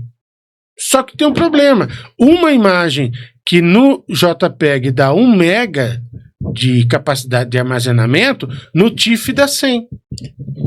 Então, se você escaneia 1000 fotos, então ninguém tem equipamento de guarda que consiga suportar esse tipo de material. E daí, então, todo mundo acaba copiando em JPEG. Daí eu pergunto, e a qualidade desse material? Quanto tempo que vai durar esse digital seu? Porque o JPEG ele tem uma forma de compactação e descompactação que ninguém garante que não há perda. Então você está escaneando aqui, você tem o seu original, depois você pode ir lá e escanear de novo, já não vai ser mais a mesma coisa. E que você transformou em digital, mas esse digital seu não é eterno. O que garante que à medida que você vai passando de um CD para um HD, para uma nuvem, para um pendrive, então todos esses processos eles passam necessariamente pelo museu, pela discussão do museu. Então essa transição tecnológica, ela está lá todo dia nos assombrando. Porque se você chega lá e fala, Eduardo, eu tenho uma fita de vídeo muito importante. Isso aqui é fantástico. Olha, daí, se a gente constatar que, de fato, é uma coisa muito importante, a primeira coisa que eu tenho que fazer é digitalizar ela. Porque uma fita de VHS, desde quando foi fabricada, nem o fabricante dava garantia. Devido ao seu processo de gravação, que é uma gravação magnetizada. De forma que se você encosta no microfone ou alguma coisa, perde a imagem. Então daí alguém do museu tem que ir lá, monta um videocassete, monta um notebook, pega um sistema de computador, faz toda uma calibragem e copia isso aí para um MP4. Ah, tá bom, deu MP4. E ó, nós temos então aí uma situação para amenizar a situação. Agora, como é que funciona essa situação sob o ponto de vista histórico? Imagina o seguinte, ó, vai caindo, as coisas vêm nas nossas mãos, mas a gente não consegue segurar tudo. Então, algumas coisas vão ficar para a história. Isso é inevitável. Outras vão se perder. Interessante. Mas nem por isso deixa de ser um processo maravilhoso, é altamente gratificante. A história da cidade que nós tanto amamos, uma boa parte dela está lá dentro do museu. A outra parte está nas casas das famílias. Que quando quiser, para nós vai ser uma satisfação conversar e levar esses objetos, esses materiais para o museu. Nós recebemos doações e muitas coisas que dizem respeito a Cambé, principalmente a fatos que narram essa epopeia das famílias que acreditaram e que chegaram aqui, pode estar num baú guardado e que esperando a sua vez. Isso é muito curioso. Às vezes as pessoas chegam e falam, Eduardo, não tem nada da minha família no museu. Aí eu falo, mas você levou? Mas você levou? Não, então. Você tem lá? Tenho, mas não levou. Não. Então, a mesma coisa, o material dos povos indígenas. Também é terra indígena. Então você vai encontrar na cidade muitos lugares que a máquina vai trabalhando, a máquina agrícola, e vai aparecendo objetos indígenas. Esse objeto tem que estar no museu. Então é importante que, se as pessoas encontrem, levem para o museu. Não precisa ficar com medo, ninguém vai desapropriar terra, ninguém vai impedir a pessoa de trabalhar, ninguém vai fazer isso. A única coisa que nós queremos é que as cerâmicas que são encontradas, mesmo em cacos, as mãos de pilão, as lâminas de machado de pedra, as pontas de flecha, sejam encaminhadas para o museu. Por quê? Porque ali a gente consegue fazer conexões com muitas instituições no mundo para decifrar aquele achado. Foi por isso que nós encontramos em Cambé uma missão jesuítica, porque as crianças da escola da Fazenda Santa Dalmácia, um belo dia, encontraram objetos de cerâmica, a professora levou para o museu achou estranho um saco de cerâmica de 60 quilos, chamou os arqueólogos olharam e falaram, olha, isso aqui é um sítio arqueológico guarani de grandes proporções. Olha. Maravilhoso, fantástico. Passado um tempo, novas tecnologias fizeram com que a arqueóloga Cláudia Parelada, do Museu Paranaense, dissesse, olha, Santa Dalmácia é uma missão jesuítica perdida há 200 anos. Porque quando os espanhóis fizeram o projeto de ocupação dessas terras, porque eram terras que pertenciam à colônia, à coroa de Espanha, uma das formas que eles encontraram para ocupar foi fazer um empreendimento com os jesuítas. Então, contrataram os jesuítas vieram e fundaram aí 13, 14, 15 missões, dentre elas uma em Cambé. Nas terras onde hoje está Cambé, que funcionou de 1625 a 1631, quando o Raposo Tavares devasta com todas as missões jesuíticas que tinham aqui na nossa região. E essa descoberta, ela nasce de um grupo de crianças que vão encontrar esse material na fazenda. Brincando. Olha então, isso. Que coisa mais bacana do que isso aí? E por isso que é importante. E é por isso que vim aqui conversar um pouquinho sobre história.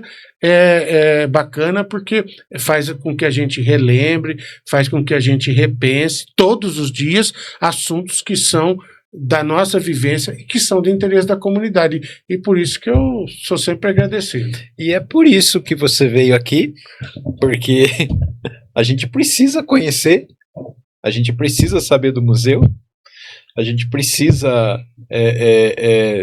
ficar a par das coisas que estão acontecendo, né? E é por isso que você vai voltar mais vezes aqui. É por isso. Não, isso é uma honra. Eu reputo muito importante, tá? Esse trabalho de vocês. É de uma importância muito grande. Eu explicava outro dia, porque muitos dos meus estudos, às vezes, eu encontro nos podcasts. No YouTube, às vezes eu estou estudando um assunto, eu preciso de uma introdução, eu preciso de uma informação, e são esse material que são produzidos e que está lá, e que às vezes você rapidamente consegue, e eu adoro, eu em casa, às vezes eu estou fazendo alguma coisa, minha mãe mandou lavar a louça, eu ligo um podcast, e eu estou lá lavando louça, fazendo janta, cuidando da casa, estudando, e eu estou ouvindo podcast, eu estou ouvindo informações, eu ouço muito material do YouTube também, me ajuda muito, e eu penso assim, que essas produções, que a gente consiga que elas fiquem, e que eternamente aí nessas nuvens que a gente não sabe onde elas estão, a gente imagina, mas que são muito importantes, porque acabam dando para nós aquele apoio necessário para tudo aquilo que a gente faz enquanto trabalho, porque são repositórios. Sabe, quando você precisa de um recurso, às vezes você ir atrás de um livro, não que não seja importante, lógico que é, mas às vezes um podcast, um YouTube com gravações de documentários e tal, acaba sendo um processo mais rápido para introduzir você no assunto. Esse dia eu estava no mercado, achei muito bonito, era o que? Era umas 8:30 da noite, a gente vive na correria, né? Mercado só de noite, né? Aí eu fui no mercado, eram umas 8 horas, e um cara lá, ele só aqui no celular. Falei, mas que coisa que não sai desse celular. E a mulher dele fazendo compra e ele no celular. Aí chegou um amigo dele e falou assim, aí, que você tá? Como é que você tá? Tudo bem? Tudo bem. Eu tô aqui assistindo um podcast. Falei assim, olha que legal. Isso aí. Que legal, foi o momento que ele achou ali para ele ver um podcast. E a gente adquire muito conhecimento. Olha, é assim, ninguém mandou você me convidar, mas por exemplo, quando eu pego um podcast, eu já peguei vários, assim, tenho alguns que eu tenho uma preferência um pouco mais apertada. Rapaz, eu fico, se deixar, eu fico 24 horas assistindo, ouvindo e tudo. Eu adoro, tem alguns aí. Eu fui uma vez assistir aquele do Ivan Mizanzuki, aquele caso de Guaratuba, que é um caso muito interessante para você entender a questão da sociedade. Rapaz, eu fiquei chocado, assim, e daí eu passei a adquirir um gosto por podcast tão grande que hoje eu fico lá, vou escolhendo, às vezes, algum, e começo a assistir. E aprendo muito, viu? Eu aprendo muito. Às vezes as pessoas. Você sabe bastante coisa que tá falando. Não, mas é que a gente também fica trabalhando, né? Fica fazendo, né? Isso. Então, esse trabalho de vocês aqui é muito importante por causa disso. Essa produção, ela gera conhecimento. Sim. E é um conhecimento necessário. E é um conhecimento que ele precisa ser divulgado, ele precisa ter trabalhado. E o legal de tudo é que a forma como hoje as nossas mídias estão sendo multifacetadas, você consegue transformar um podcast em texto, você consegue transformar ele em documentário, você consegue ilustrar, você faz tudo hoje com a informação. Então, isso é muito legal. Por quê? Porque você pega um material desse que nós estamos conversando aqui hoje, você fala, vou usar isso aqui para um outro assunto, você extrai daqui, trabalha lá e faz. Por quê? Porque nós temos hoje esses recursos. Sim. Principalmente com a tal da inteligência artificial, né? Que faz parte da nossa vida hoje. É isso, né? Eduardo, foi um prazer. Muito obrigado. Eu tinha mais um monte de perguntas para fazer para você, mas o tempo... Eu sei que você tem muita coisa para fazer no museu, na tua correria. Mas é por isso que você vai voltar mais vezes aqui, né? Se assim você o permitir, né? E gostei muito de passar esse momento com você. Gostei mesmo. Gostei de conhecer um pouquinho da história de Cambé. Ver de uma outra forma o museu. Prometo para você que agora, se alguém falar para mim de museu, eu falo assim, olha, não é o que você está pensando, porque eu pensava assim. Né? E também eu vou fazer algumas visitas a mais lá, porque eu quero ver as fotos, eu quero descobrir bastante coisa ali. Espero que você que esteja assistindo também vá lá conhecer o museu e esse jovem que está aqui na minha frente, que é o Eduardo, uma pessoa fantástica, de um conhecimento muito grande e que vai nos ajudar a conhecer um pouco mais da história de Cambé. Eu agradeço muito, fiquei muito feliz pelo convite, Marcos. Agradeço o Pedrinho também, muito querido, pessoa muito bacana para você debater todos os assuntos possíveis. O museu está aberto, não conseguimos ainda atender de final de semana, mas estamos trabalhando para isso. Entrada gratuita, se assinar o livro de presença, ganha um cartão postal. Eu tenho 2 comigo. Isso aí, visite, nós temos o Parque Histórico, dá para fazer caminhadas, conhecer as casas históricas também, e a pessoa que tiver qualquer contribuição a respeito da nossa história, é só descer lá no museu, nós vamos estar lá à disposição, e cada um que doa, cada um que ajuda, está trazendo uma pecinha desse grande quebra-cabeça da nossa história. E por isso que eu te agradeço. Muito obrigado mesmo. Deus abençoe. Deus abençoe. Legal. Estamos encerrando o nosso podcast. E eu tenho certeza que para mim ficou, eu tenho certeza que para você também, que assistiu, que vai assistir, vai ficar um gostinho de quero mais. Mas daqui uns dias nós vamos ter mais um pouquinho do conhecimento dele aqui conosco. Isso aí. Deus abençoe.